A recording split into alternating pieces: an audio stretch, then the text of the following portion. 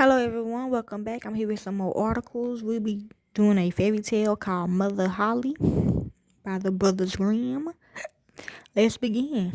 There was once a widow who had two daughters. One of whom was pretty and industrious, while the other was ugly and idle. But she was much fonder of the ugly and idle one, because she was her own daughter, and the other, who was a stepdaughter, was obliged to do all the work and be the Cinderella of the house.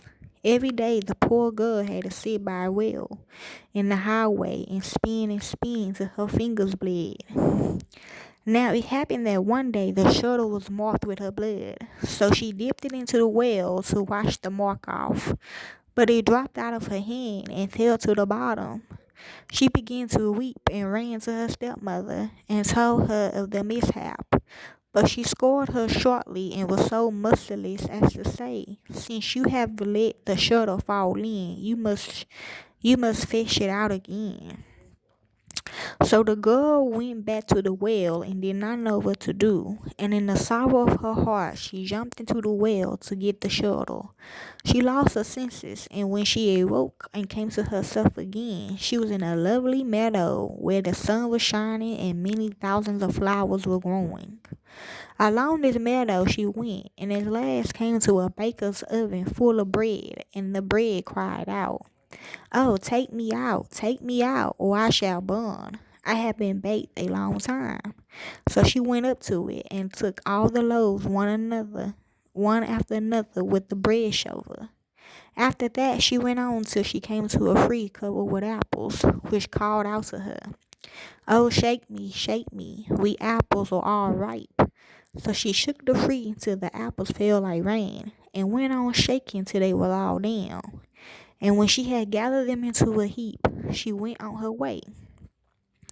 At last she came to a little house, out of which an old woman peeped, but she had such large teeth that the girl was frightened, and was about to run away. But the old woman called out to her, "What are you afraid of, dear child? Stay with me. If you would do all the work in the house properly, you shall be the better for it. Only you must take care to make my bed well, and shake it thoroughly till the feathers fly. For then there is snow on the earth. I am Mother Holly." As the woman spoke so kindly to her, the girl took courage and agreed to enter her service.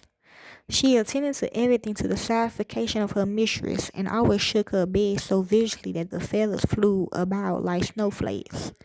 So she had a pleasant life with her, never an angry word, and boiled or roast meat every day. She stayed some time with Mother Holly, and then she became sad. At first she did not know what was the matter with her, but found at length that it was her homesickness. Although she was many thousand times better off here than at home, still she had a longing to be there. At last she said to the old woman, "I have a longing for home, and however well off I am down here, I cannot stay any longer. I must go up again to my own people." Mother Holly said, "I am pleased that you long for your home again, and as you have served me so truly, I myself will take you up again." Thereupon she took her by the hand and led her to a large door. The door was open, and just as the maiden was standing beneath the doorway, a heavy shower of golden rain fell, and all the gold remained sticking to her, so that she was completely covered over with it. "You shall have that because you have been so industrious," said Mother Holly, and at the same time she gave her back the shuttle, which she had let fall into the well. Thereupon the door closed, and the maiden found herself up, up above upon the earth, not far from her mother's house. And as she went into the yard, the cock was standing by the well side and cried, "Cock-a-doodle-doo, your golden girls come back to you." So she went in to her mother, and as she arrived thus covered with gold, she was well received both by her and her sister. The girl told all that had happened to her, and as soon as the mother heard how she had come by so much wealth, she was very anxious to obtain the same good luck for the ugly and lazy daughter. She had to seat herself by the well and spin. And in order that her shoulder might be stained with blood, she stuck her hand into a thorn bush and pricked her finger. Then she threw her shuttle into the well and jumped in after it. She came like the other to the beautiful meadow and walked along the very same path. When she got to the oven, the bread again cried, "Oh, take me out, or I shall burn. I have been baked a long time." But the lazy thing answered, as if I had any wish to make myself dirty, and on she went. Soon she came to the apple tree, which cried, "Oh, shake me, we apples are all ripe." But she answered, "I like that. One of you might fall on my head," and so went on. When she came to Mother Holly's house, she was not afraid, for she had already heard of her big teeth, and she hired herself to her immediately. The first day she forced herself to work diligently and obeyed Mother Holly when she told her to do anything, for she was thinking of all the gold that she would give her. But on the second day she began to be lazy, and on the third day still more so, and then she would not get up in the morning at all. Neither did she make Mother Holly's bed as she ought of, and did not shake it so as to make the feathers fly up. Mother Holly was soon tired of this and gave her notice to leave. The lazy girl was willing enough to go, and thought that now the golden rain would come. Mother Holly led her also to the great door, but while she was standing beneath it, instead of the gold, a big kettle full of pitch was empty over her.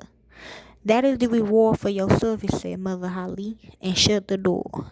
So the lazy girl went home, but she was quite covered with pitch, and the cock by the well side, as soon as he saw her, cried out, "Cock-a-doodle-doo, your pitchy's girls come back to you." But the pitch stuck fast to her and could not be got off as long as she lived. Okay. So yeah. And the main message to this fairy tale is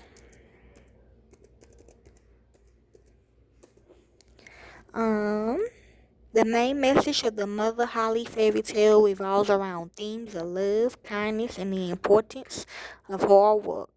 The story illustrates how a stepmother, despite her disdain for her own daughter, ultimately found joy and happiness in her stepdaughter's kindness and dedication. The tale emphasizes that true happiness comes from doing one's best and being rewarded for one's efforts, regardless of one's parentage. It also highlights the contrast between the harsh treatment of the stepdaughter and the kind treatment she receives from the benevolent old woman, symbolizing the idea that kindness and hard work can lead to a better life. Okay? And that is the Mother Holly's fairy tale. Enjoy. Until next week. Well, not next week, the week after next.